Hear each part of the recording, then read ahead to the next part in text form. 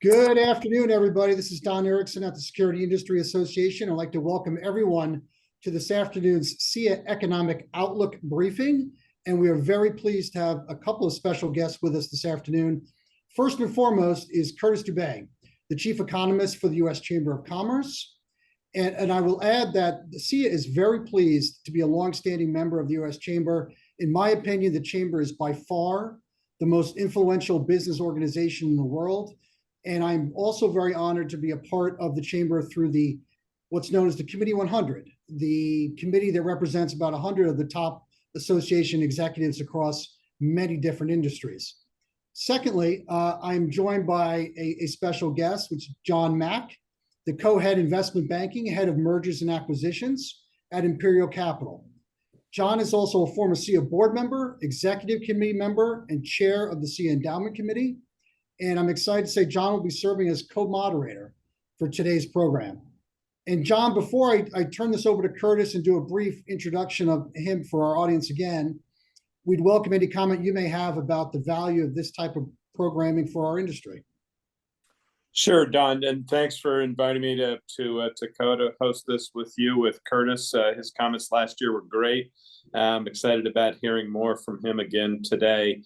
Briefly, I mentioned at the S&G conference just a little less than a year ago at our conference and at other speaking engagements we've had that we would see a modest uptick in M&A in the beginning of this year, and which indeed has been the case. And then during the course of this year, there's been a forecast that the Fed would start to lower rates, so the forward curve for interest expense, which you'll hear Curtis talk about, is kind of moving the right direction. And, mergers and acquisitions in the security industry are certainly heavily correlated to where the price of debt is, the cost of debt capital. And so with people's forecasting that's going to be coming down, that has helped the M&A market. And then correlated to that is the idea that the economy has a soft landing, that we get through this inflationary period without ultimately causing a recession. That seems like we're heading in that direction as well, which, to put an M&A lens on this,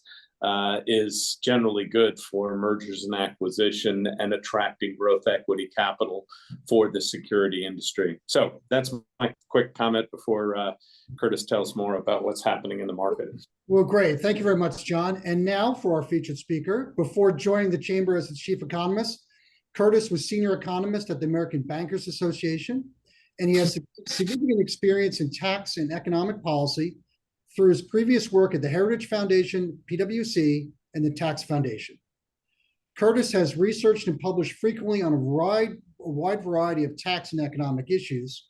And as I've seen firsthand, he's been quoted by the press, myriad of press outlets, and by the networks, and is often included on CNBC, Fox Business, Fox News, and C-SPAN. He has testified before Congress on multiple occasions and written in the most prominent publications across the country. With that said, Curtis, I want to just sincerely thank you again for presenting to our membership in the industry. As John alluded to, last year your presentation was extremely well received, and we appreciate you making time again to provide your perspective the day before we might have some important news coming out of the Fed. So with that said, Curtis, the floor is yours. Thank you, Don, and thank you, John. It's a pleasure to be with you all again this year. So it was a really timely introduction, as this is a really timely meeting because the Fed does meet tomorrow and will long-awaited rate cut.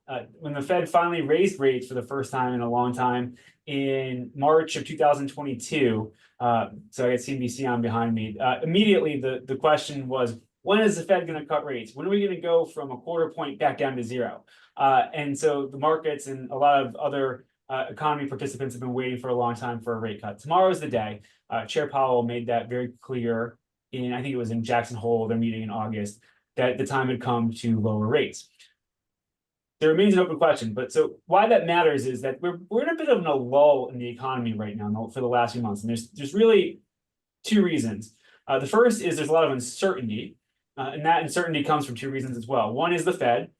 There's been an expectation that the Fed would cut rates in September for a long time now. And of course, if you're, as John was alluding to, if you're looking to do a deal or you're looking to acquire a whole bunch of capital and you're borrowing that money, you're not going to do that before the interest rate might come down a good deal. So there's been a lot of financial markets are waiting. The real economy is waiting to see how far the rates come down tomorrow. And that there's an open question. We don't know. It could be a quarter point, could be a half point. I don't think it's going to be 75 basis points that a few senators asked the Fed to do yesterday. That would be really, really very high for reasons I'll get into later on.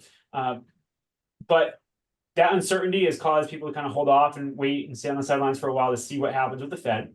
And another one is the election. And that's always going to be the case anytime you're leading up to a presidential election.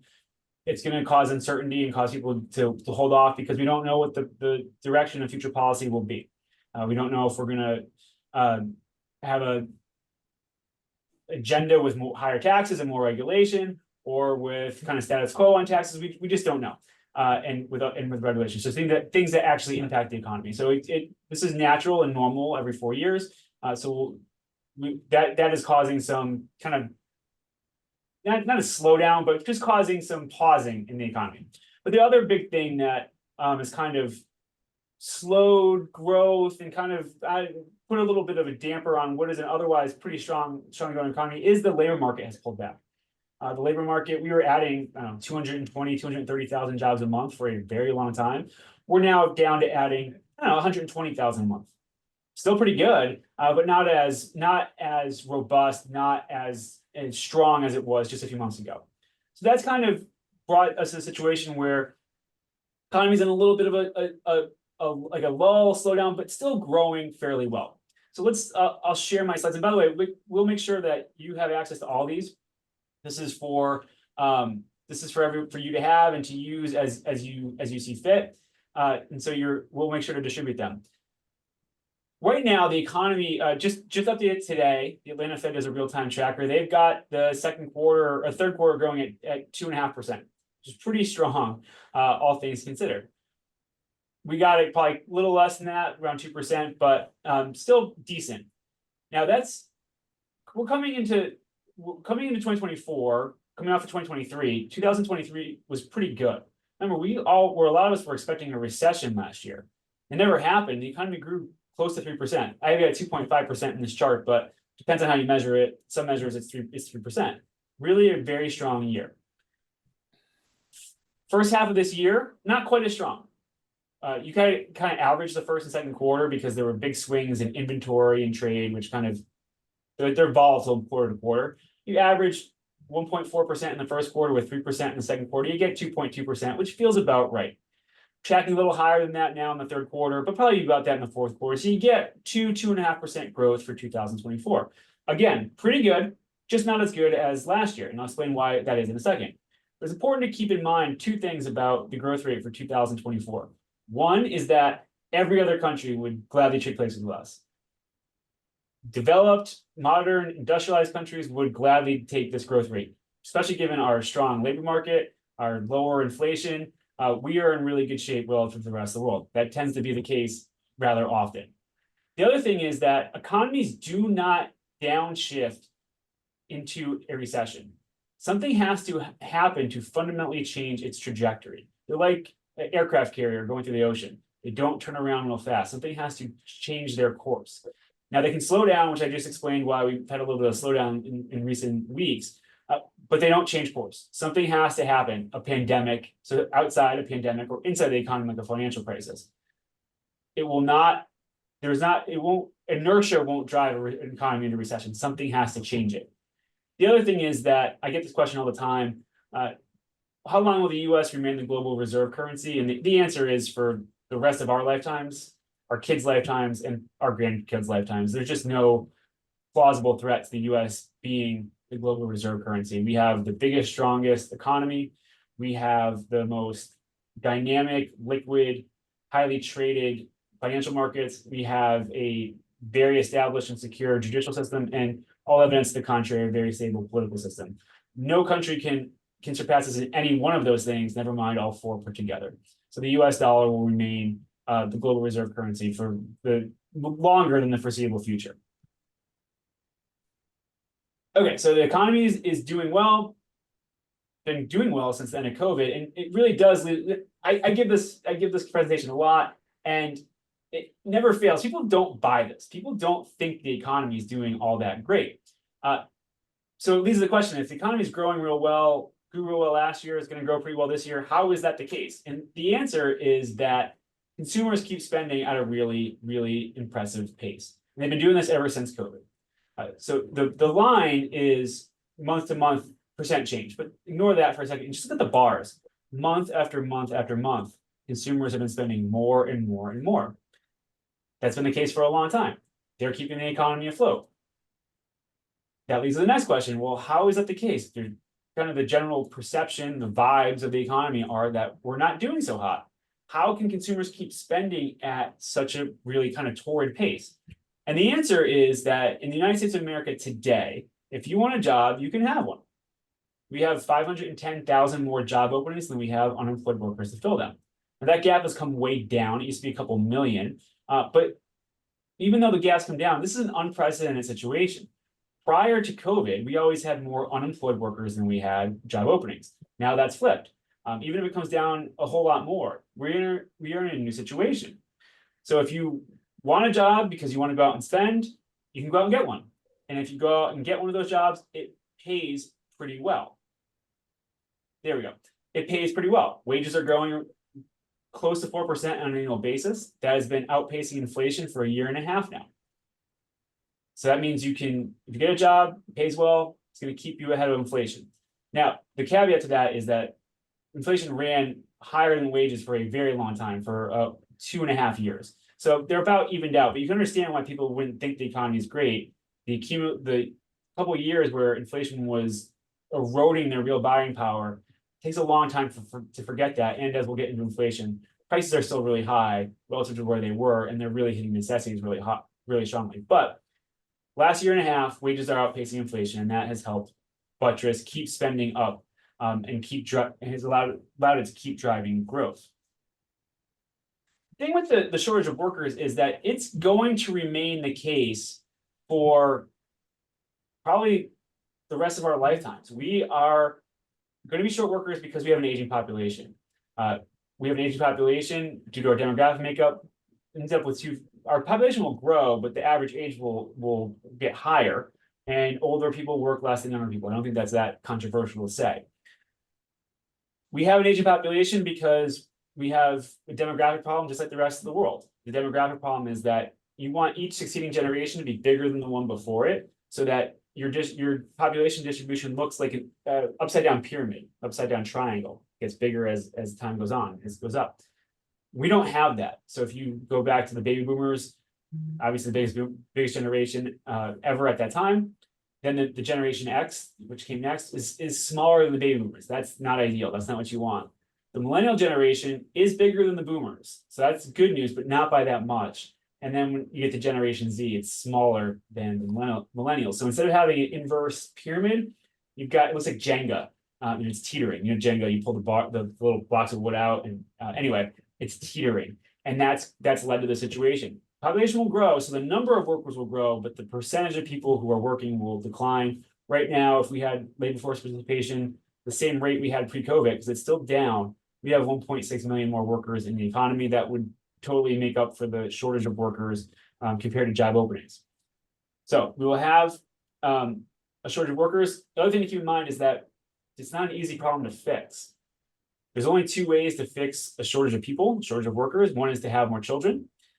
That is not easy to change. It's very hard to change fertility rates. They've been declining ever since the Industrial Revolution. So you're talking 1800 till now, 220 something years. That's probably not going to turn around rather quickly. And then immigration. Now we've had a big bump in legal and illegal immigration the last couple of years. The legal side is a catch up from COVID. The illegal side is not sustainable. It's helped on the job shortage, but it's not, we're probably not going to get a big fix of rationalization of our immigration system anytime soon. So this problem is not likely to be fixed in any meaningful way, at least in the near term. Businesses are continuing to hire. That's pretty clear in the data. They're just not hiring at the same rate they were a few months ago. Businesses are not laying workers off. That's very clear in the data as well. And I think that tracks really closely with what we thought would happen, which is that businesses will hoard workers even through if we had a downturn because they learned through COVID how difficult it was to operate when they were short of workers. They don't want to get caught short when the economy takes off. So even if there was a softening and slowing in the economy, I think they would hold on to workers, which is what we're seeing. They're not laying anybody off. And workers are still quitting, which means that they still see that they can leave their job and go find a job pretty quickly, and probably one that pays better. So even though the labor market slowed a little bit, it's still it's still very, very strong, and it's still able to support spending for those who want to go out and get a job. Okay, so that's going to keep the economy going. It's a virtuous cycle, and I'll explain why that virtuous cycle can continue in a second. But I did say the economy is going to be good, but not quite as good as it was in 2023. And the reason is because there were two things that were keeping consumer spending up above what it otherwise would have been, even with the strong labor market. And that was accumulated savings from COVID, $3 trillion in excess of what we would have saved during COVID. That savings, so any bar above the dotted line was in excess of pre-COVID averages. Those bars to the left side of the chart added to $3 trillion in aggregate. A lot of money was broadly distributed. Anything that's below the dotted line is spending that balance down. And we've been doing that since January of 2022. It's still positive, the balance, it's still about trillion and a half extra, but that's probably with people who didn't need the savings to make ends meet or spend extra. So savings are not there anymore to keep spending at extra high levels. And the other way was with credit card balances. We paid our credit cards down enormously during COVID. We spent them back up. Similar to savings, this is probably the balances are spent up for those who needed credit to, again, make ends meet or to spend a little above what they otherwise would have. The other thing to keep in mind is that this looks scary, but it's not a systemic issue yet. The credit card balances as a percentage of income are well below what they were pre-COVID. They're well below the historical average. So this isn't a systemic issue. It's not too much debt. It's just that those who were using their credit cards to spend above what they would have spent probably don't have that resource anymore. Two quick other side notes. One is the credit card defaults are rising. They're up above where they were pre-COVID, but it's still at a pretty low level. Auto defaults on car loans, those are high, have risen. And I think that is more explainable because car prices went way up during COVID.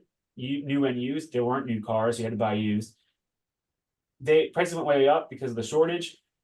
If you needed a car, you had to pay an exorbitant price. Interest rates have risen since then. So if you were a subprime borrower and you maybe had an adjustable rate car loan, you're paying a much higher interest rate on a very expensive car. You can understand why you start to see defaults. They're higher than they were, not too much, like right around where they were pre-COVID. So not yet at concerning levels, but something to keep an eye on. Okay. So that's why we have a slightly slower growing economy in 2024 than we had in 2023. As I said, this is a virtuous cycle though, where you have businesses needing workers, hiring them, paying them really well, consumers going out and spending at high levels because they have jobs and those jobs pay well, driving the economy, driving growth. It's logical to think, well, how long can that situation last? Because wouldn't that put a huge amount of stress on businesses? And the answer is it would. The situation where it wouldn't, where that cycle that really continues to drive growth, that virtuous cycle continues, is one where worker productivity is really high and exceeds labor cost. So basically, a business is hiring a new worker, they're making them a whole lot because it's a very productive worker, and the amount they're earning in excess, the extra earnings they're bringing in is way more than their extra costs. And that's where we've been in the last year. This is probably the main reason why I am so rosy and so kind of bullish on the US economy. US productivity is through the roof, and it has been for a year. And each quarter, the growth in productivity has exceeded the growth in labor costs. So businesses can continue, as long as this remains the case, businesses can continue to add new workers because they're making them more than they're costing them. It's not really all that complicated. Now, this is a really unique story around the globe. I had to double check. Another economist told me about this quote, and I just couldn't believe it was true. But so the Europeans have the European Central Bank, a unified central bank like our Fed. the head of their ECB is named Christine Lagarde. And she said recently that since the end of COVID, productivity in the US has grown 6%. In Europe, it's grown 0.6%. These are industrialized, developed, modern economies. Our productivity is outpacing them tenfold. That is astonishing. And that's really good news. When an economy sees growing and rising productivity, that means it's doing very, very well. It's very healthy, especially when it's exceeding the labor costs. So at least, where's this productivity growth coming from? No one's 100% sure. My explanation is two-sided. One part that's not in there yet is AI. This growth of productivity precedes the introduction of AI. And I don't think we're really there to where it's been fully integrated into our processes and really has even started to tap its potential. So let's put AI to the side. Where this productivity growth comes from, I think, is automation and mechanization, and then workers moving to more highly valued uses. So when it comes to automation and mechanization, I'm talking about all manner of things, whether it's from fast food to distribution centers to all manner of things. I mean, I'll explain this in a second. When it comes to workers moving to higher, more valued positions, I think that's happening in two ways. One is that I think a lot of service workers during COVID couldn't go to work, took that time when they were out of work to reskill and get new skills, and have now gone into more highly skilled positions, positions with more value add to the economy. And that means they are earning more and they're producing more. There's also businesses, because of the shortage, are hiring workers they wouldn't have hired pre-COVID. So maybe pre-COVID, they needed workers to have a new worker to have 95% of the skills necessary for a position. Now they're taking 70% just to get somebody in. Regardless, that person is in a more value-added position than they would have been pre-COVID. So you think you put those two things together and you get this really big boom in productivity. And I think it could go even higher once we start seeing even more dividends from AI. The simplest example I have to explain how this is working is I'm from the Northeast. I'm from Connecticut. Up there, it's not Starbucks, it's Dunkin' Donuts. Dunkins are everywhere. I was up there recently for a presentation. I came down to the lobby from in the hotel to go give a presentation, and of course, there's a Dunkin'. This is in Massachusetts. Dunkin' in the lobby. There was one woman working at the Dunkin' Donuts, but there was a wall of 4 kiosks out front. That one woman was handling all the orders. Again, this is New England, Dunkin' Donuts. It was a dreary, rainy day. This is a high demand day for Dunkin'. That one woman was handling all the orders, and there was no line. The kiosks were doing the ordering. There might have been some automation behind too, helping her. But she was handling all the orders. That would have been 3 to 4 people behind the counter prior to the kiosk. Again, this is a simple example. That woman alone is 300 to 400% more productive because they would have needed 3 or 4 more workers there to handle all that. So that kind of exemplifies the things I'm talking about. You can pay, if you're Dunkin', you can pay that woman a heck of a lot more because she's so much more productive. At the same time, those 3 or 4 workers, the fear before COVID and was that the workers displaced by technology would be unemployed. Those workers are not unemployed. We have too few workers across the economy. It goes for every industry, every area of the country, every size business, you name it, everyone's short of workers. Those workers who aren't in that Dunkin' anymore are off doing something else. They're doing something more highly value added. And again, that's a very simple example of something at Dunkin' Donuts. The automation, the advance of technology, mechanization is being really integrated across much more complicated work streams and in a much bigger way than just a few ordering kiosks at Dunkin' Donuts. So I really think that's the driver of the productivity. It's the automation making workers more productive and then freeing them, other workers up to go into more highly value added positions. Okay, so for the rest of 2024, I think the economy remains okay, grow 2.5%, which is pretty good.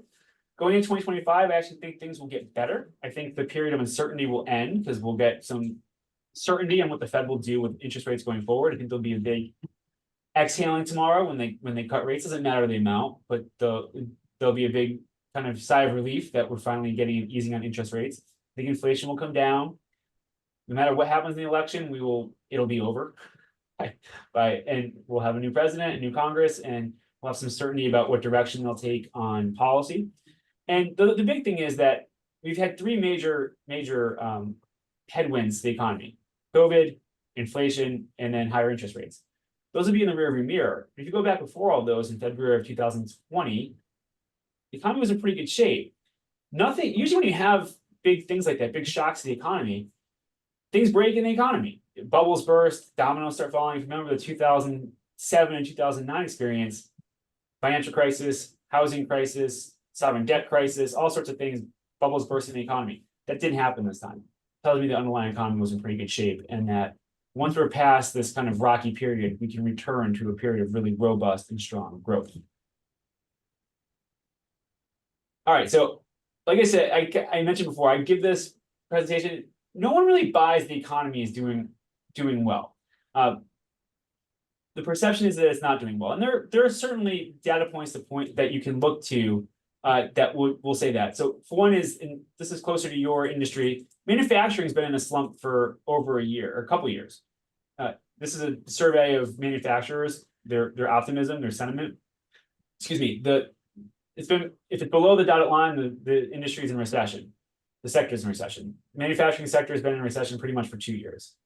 There was one blip back in early part of this year, but for the most part, manufacturing's been pretty down. I think that's a big reversion from the COVID spike, kind of coming back to normal, and then higher interest rates, putting a big damper on big ticket durable type spending. The manufacturing's been slumping. Small businesses feel really bad about the economy. This is, again, same kind of optimism thing. Small businesses are way below their average optimism on the economy, and it dipped back down again in August. Consumer confidence remains low. Consumers are way below where they felt about the economy pre-COVID. They've been kind of stuck at a really low level for a very long time. So given the really good economic data, that leads to the question of why do people feel this way? And it's the elephant in the room, the big thing we haven't talked about, and that's inflation. Inflation remains high, 2.6% in August. Fed wants 2%, the dotted line. We haven't gotten back down there yet. The Fed itself says it's going to be till 2026 before we get there. So still more than a year before we get down to the 2% target. The thing to remember about inflation coming down is that inflation is still positive. So prices are still rising. So if prices have gone way, way up and they're still rising, people are rightly perceiving that inflation is still a problem. And I don't disagree with them, particularly because inflation is hitting necessities now. Housing, food, energy, things that you can't escape. When it really took off to the peak there, about 9% in the middle of 2022, it was hitting things like airfare, hotel rentals, rental houses, rental cars, things that you could opt out of. Going out to eat, you can't opt out of housing, food, and energy, and those prices remain high. And so I think that's really driving down sentiment. And I think it's trying to get at about prices still rising. The accumulation of inflation really, really matters. And I brought a prop, and I think this really drives home why this remains a problem. My family's grocery bill. We have 3 boys, 13, 10, and 8. And my wife went grocery shopping on Saturday. The bill was $465.60. Now, the boys are 4 years old and they were COVID, and they've recently discovered meat and steak. And so we're spending a little bit more on that kind of stuff. But our grocery bill pre-COVID was $225 a month. $225 a week. We're paying $460 for whatever a week after week after week. That is not abnormal. That is normal across the country. Families dealing with really high grocery bills. What they all want, and what I would love, is if the grocery bill went back to $250 a week. That's not going to happen. That's not the way inflation ends. Inflation ends when prices stop rising at 9% and rise at 2%, but rise. So the grocery bill doesn't go back to $225. Instead of going from $410 to $450 to $460, it goes $460 to $465 to $468 to $472. It grows at a much slower rate. That is not a satisfying answer. That is not an answer anybody wants to inflation. They want the grocery bill back to where it was, but that's just not how it ends. There's good reason for that. Deflation, prices falling, is as destabilizing as inflation. So the Fed doesn't want deflation. China is dealing with deflation right now, and if that continues, we will learn why that's so disruptive. But it's not all that difficult to understand. If businesses are seeing falling prices for their product, but workers aren't taking lower wages, and workers don't take lower wages, and input prices remain the same, their margins are really squeezed. Maybe they're taking losses, and you could destabilize an economy in a really big way, really quickly. So that's why you don't want deflation. But again, it's not a satisfying solution. It takes a couple of years for people to accept that a new higher price level is here to stay, and to kind of accept that as the new baseline. Really hard to run in that situation if you're incumbent. I think it would have dogged President Biden very strongly. I don't know to the extent that it transfers over to Vice President Harris, but that would be a major concern because people are rightly perceiving that prices are still a major issue. This chart here, by the way, is consumer prices. It's not necessarily what the Fed looks at. They look at a more narrow reading of inflation that strips out food and energy. This stuff is more responsive to monetary policy. Food and energy are more volatile, so it makes sense. Still high, still above the 2% target. So we're not quite there yet, even though inflation has come way down. So where does that leave us? That is that's what I want to do. Where does that leave us with inflation? Better, not all the way there. Inflation will continue to come down. That means the Fed will not raise rates anymore. They're going to cut rates tomorrow. There's a lot of pressure on the Fed to cut rates a half percentage point, maybe even more. I don't know if I said this earlier. 3 senators sent a letter up saying 75 basis point cut tomorrow. That's crazy. The reason why that's crazy is the Fed's power all comes from its credibility, and its credibility all comes from the economy doing what it says it's going to do, or from following through on the policy that says it's going to implement. It says its number one priority right now is to get inflation under control. So if they say they cut the 75 basis points is too high, but they cut half percentage point, and then inflation rises in September and October, and they have to raise rates again in November. That's a disaster. They lose their credibility, right? They're like the Wizard of Oz. They're behind the curtain. They're pulling a bunch of stuff, but they're not actually controlling anything in the economy. Their power comes from the belief that they know what they're doing. So they can't cut rates too much based on the risk that inflation is tricky. It could bounce if oil prices go up and then inflation goes up. Now they can explain that, but it gets dicey.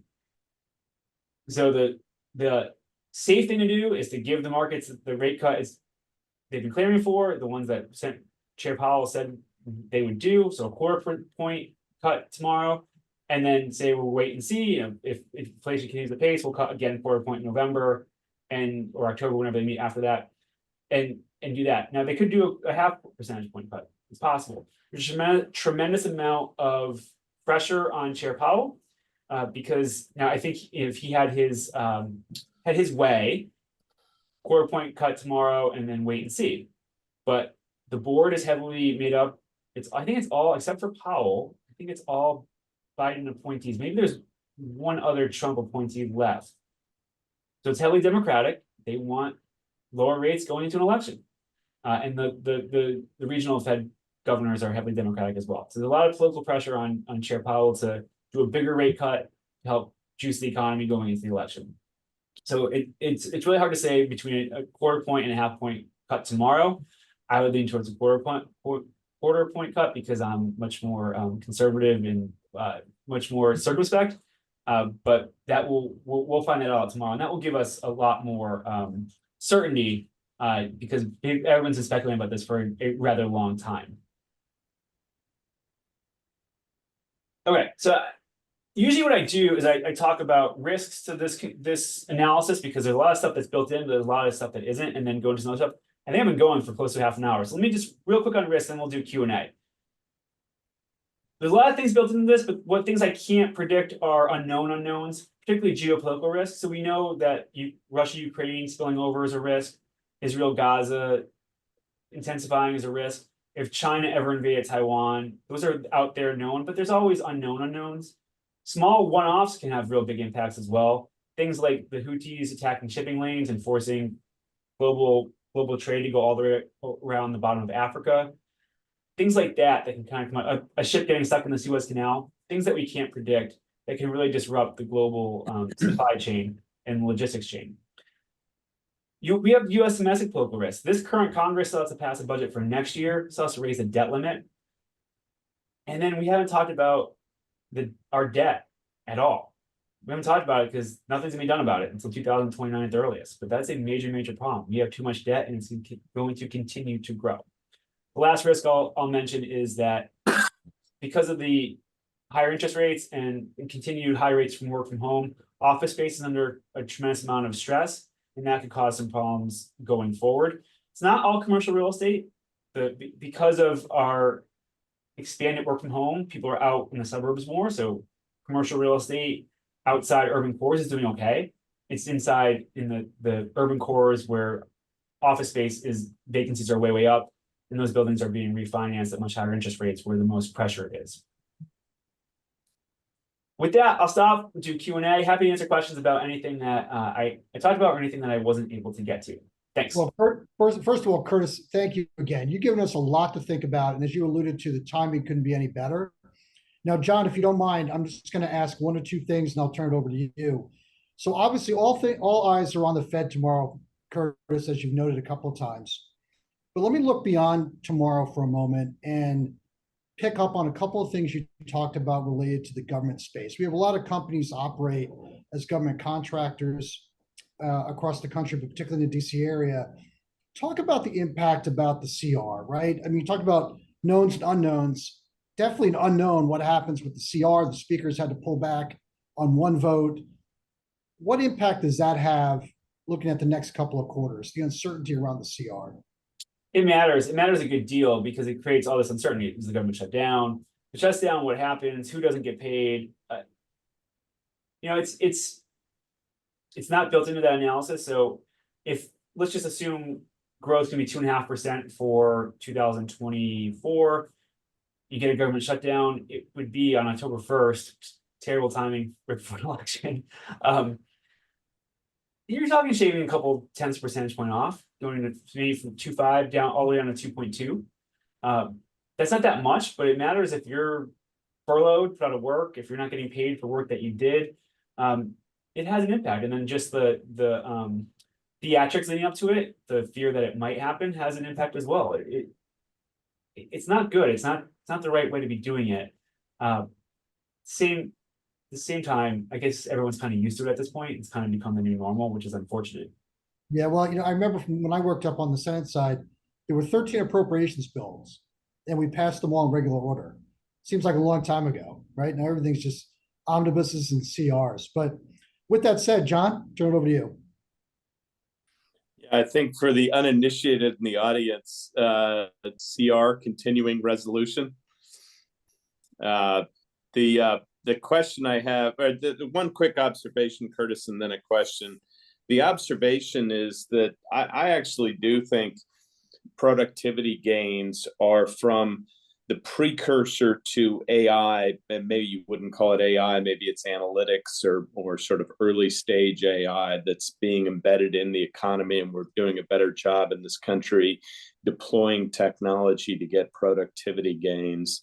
We see that in the security industry, where our industry, unlike other industries, have been using analytics and precursors to AI in the video surveillance and other parts of our industry, and really creating substantially increased value for our customers with those capabilities. So I actually think that productivity gain is the early onset of AI. And as we know, AI is kind of a deceptive term because at the end of the day, it really is more like advanced analytics and machine learning. So that's my observation that kind of ties back to what our industry has been doing.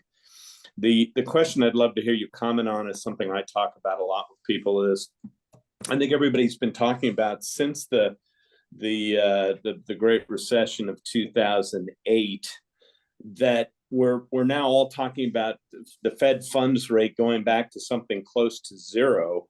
And what I continue to tell people is, 3%, 3 to even 4% isn't crazy as a Fed funds rate, and that we should sort of recalibrate ourselves. It would be interesting in the future to get a chart showing what it's been for the last 30 years, because the last 10 to 15 years have been actually pretty extraordinary by that sort of 30-year trend line. And I think if we get back to that 30-year trend line, that's generally a good thing. But we're not going back to a world where the Fed funds rate is close to zero. So anyway, it'd be interesting to hear you comment on that. It's a good question, and it's really funny. I've been thinking about that. So the Fed will tell you what okay, there are a lot of people out there who they'll tell you what the Fed's actually saying, right? Like what the Fed really means. Like, this is the extent of what they put out. This is it. Like there's nothing to read between.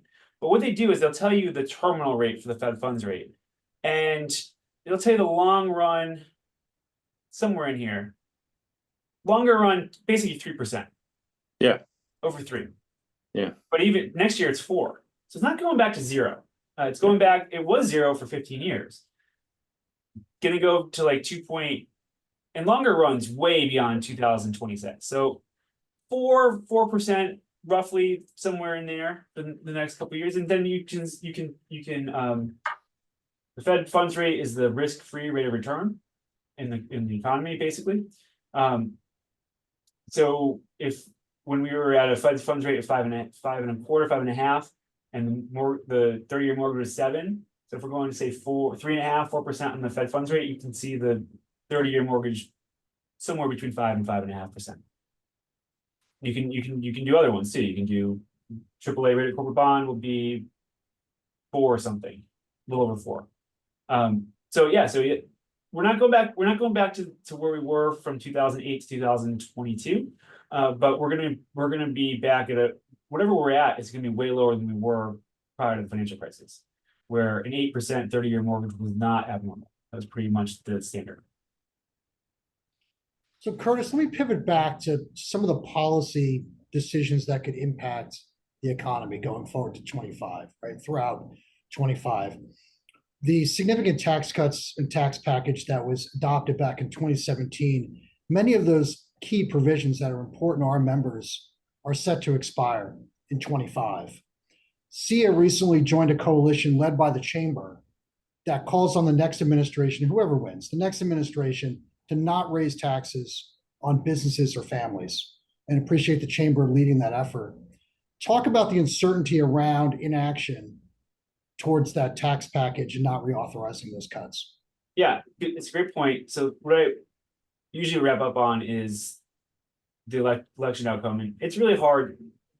I think we all understand that Vice President Harris is a electoral blank or a policy blank slate. We don't know what she pushed for, but I think she has to put kind of a generic Democratic policy agenda in her place. Generally higher taxes, more regulation, more intervention in the economy. Donald Trump's always a wild card, kind of guess at lower taxes, less regulation, and more day-to-day chaos. That's as much as we can say. So that leads to a lot of uncertainty as well. But we can be pretty certain that we're going to have a major tax bill next year. And it's because we have the expiring 2017 tax reform, the TCJA. We have a bunch of expiring tax provisions from the IRA, the Inflation Reduction Act. And that's going to drive both sides together. They have things that they want to see prolonged or made permanent. And to do that, they're going to have to give something up to the other side. Because you got to assume that there's going to be some form of divided government. So whoever wins the White House, they're probably not going to get both sides of Congress. Now, it could happen. That's usually how it's been in the past. But I think given the state of play, both the House and the Senate, they're likely to be split. So that means there's going to be a big tax bill that has to be, this is a must pass. So this is where everything's going to end up being put on.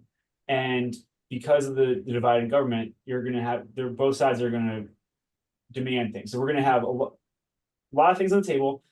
It's the individual side of the 2017 tax reform that expires.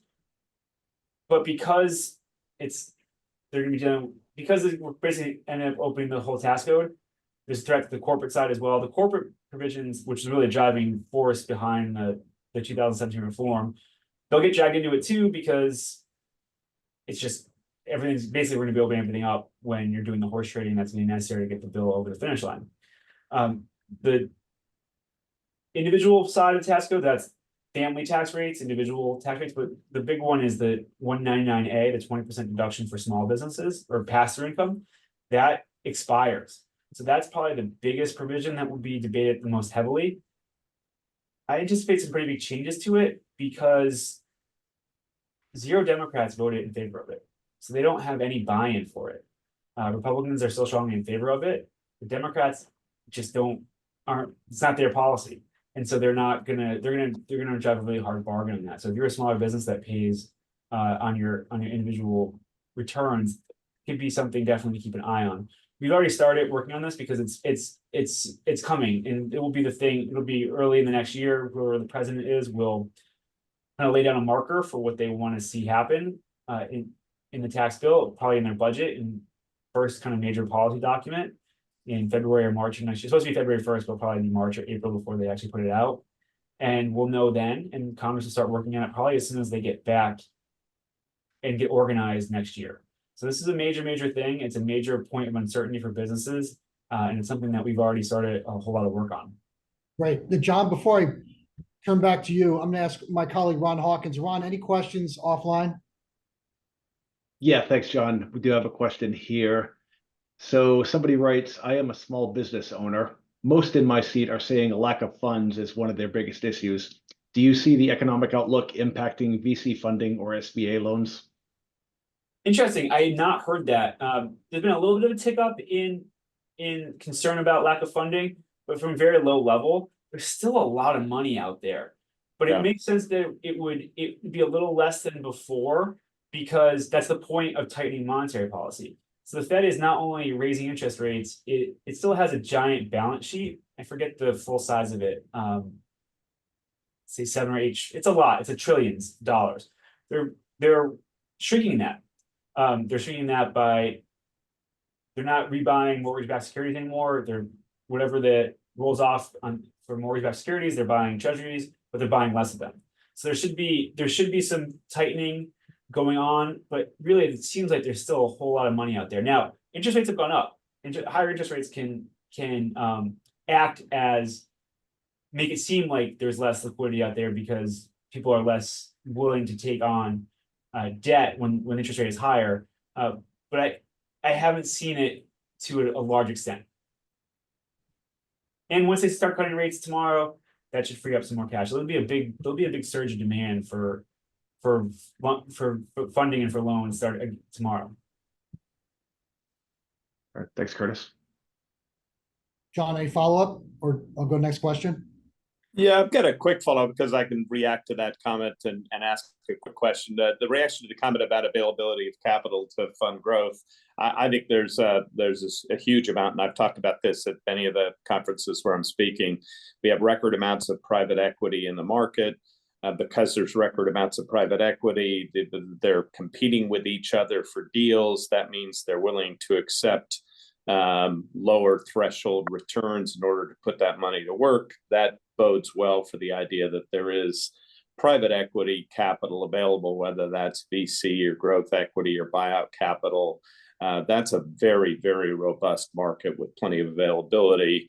And if you couple that with interest rates coming down, I think we should have a good environment for liquidity and opportunities for growth capital.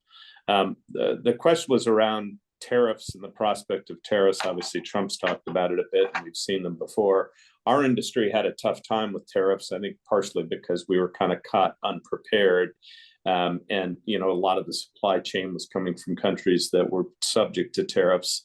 The industry is probably better prepared for that today, but maybe you can comment on that thematically, because I know it's relevant to particularly the manufacturers in our industry. Yeah, so unfortunately, the answer is not that great, and that's because Trump puts in place some pretty high tariffs, and then Biden ran against them, and then didn't undo them. So it's kind of a bipartisan affirmation of the. So my point is, I think we're in a period where both parties are against free trade, and they'll say they're for free trade, but against unfair trade, however they're going to say it. And that means that I don't see Harris undoing any of the tariffs and then probably applying more. So that's going to be a headwind to growth. There's no doubt about it, and it's going to be an impediment to a strong growing economy. And I don't see it changing it all that much anytime soon. And I think the risk is the implementation of even more tariffs. Clearly, Trump will do that, and then Biden put new tariffs out not that long ago.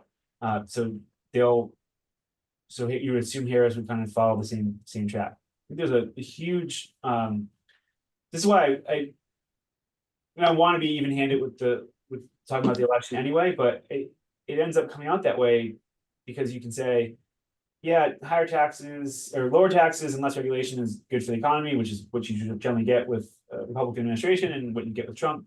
But the chaos and uncertainty that it brings, and then I can just see him standing up if he wins on the inauguration and saying, I've signaled, I forget the last time, is it 20% across the board tariffs, 10%, whatever it is, that's too low, 50%, 100, and then it sets up a trade war, and it's uncertain, can he do it? Keep in mind, he didn't know how to exercise power in the first administration. He's going to know a little bit more this time, and so that's definite potential downside potential for growth if he wins. All that said, Harris could apply tariffs just as easily as Biden has. I don't think I've had that much of a bite yet. The electric vehicle ones, I don't think we import a whole lot of those to begin with. So I think that hasn't had some. There were other ones too. I'm blanking on what they were, but yeah, we're in for a period where free trade is out. Ron, I think we could squeeze in one more question before the top of the hour, if there is one. Sure.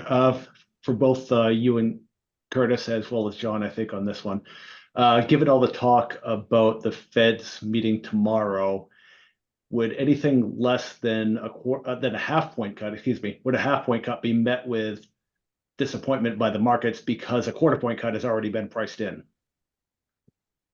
Yes. They're never happy. Quarter point my guess is would not change much of the trajectory of the market. A half point would give it a little bit of a goosing. But remember, if you do a half point tomorrow, it means you're not doing a quarter point again the next time they meet. It's just a timing difference. They're going to keep cutting. So it's just a matter of how fast. So I think the market throws a brief tantrum if it's a quarter point because just how it is. They want to say they're in charge, and they want to say that you didn't do what we told you to do. We'll show you, but it'll be short lived. All that matters is that the course of monetary policy, the rate of interest rate policy has changed. That we're not going up, we're not plateauing, we're going down, and that should be enough. And everything that, again, you're right, everything that's going to happen has already been priced in. There was a big bump up after he said that at Jackson Hole, and that was what that was. Right. John, any final comments? No, this has been great. Thank you, Curtis. Appreciate your time, and really helpful for people trying to think about planning their forward year activities, and be interesting to see what happens tomorrow.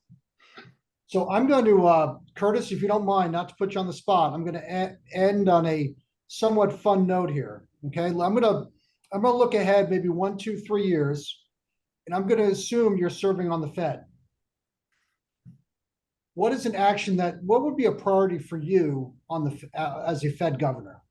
Actually, let's make that today. If you were on the Fed, if you were a Fed governor today, what action would you take towards the economy? That's easier. Okay, so it would be communicating clearly where the terminal rate is. I think when I was just looking at it, 3% is probably too low, and saying that, making it clear that there's been that weakening in the labor market the Fed has a dual mandate: full employment and stable prices.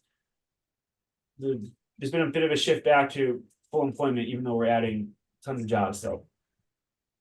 It would be all about focusing on getting the price inflation back to 2% for a very long time. That's the only way you get people to be comfortable with that really high grocery bill, is for prices to remain inflation remain really low for a very long time. And that means communicating that is the overall overarching the dominant priority is keep getting prices back down to 2% growth and keeping it there for a long time, which may mean that interest rates don't come down as much as everyone really wants them to, and making that really clear and communicating it very, very, very strongly. Again, like I said, again, not to make too political about it, but there's a lot of pressure to get low rates down that maybe it's economic based, but maybe it's something else going on based on the timing of where we are. This is why the Fed you try to stay out of the election cycle altogether. You don't touch monetary policy, say from June through November of an election year. They got caught. They had no choice in this situation.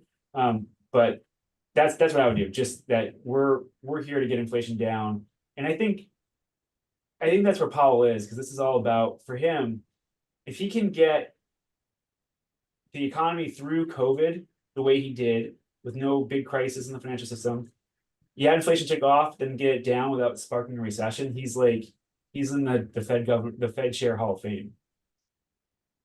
Well, Curtis, maybe one day you'll be there as well, right? We'll hope for the best. We appreciate what you're doing at the chamber, but who knows what the future holds. So with that said, I want to thank you very much again for delivering just incredible information and perspective. John, thank you as always for doing the point counterpoint and facilitating the Q&A today.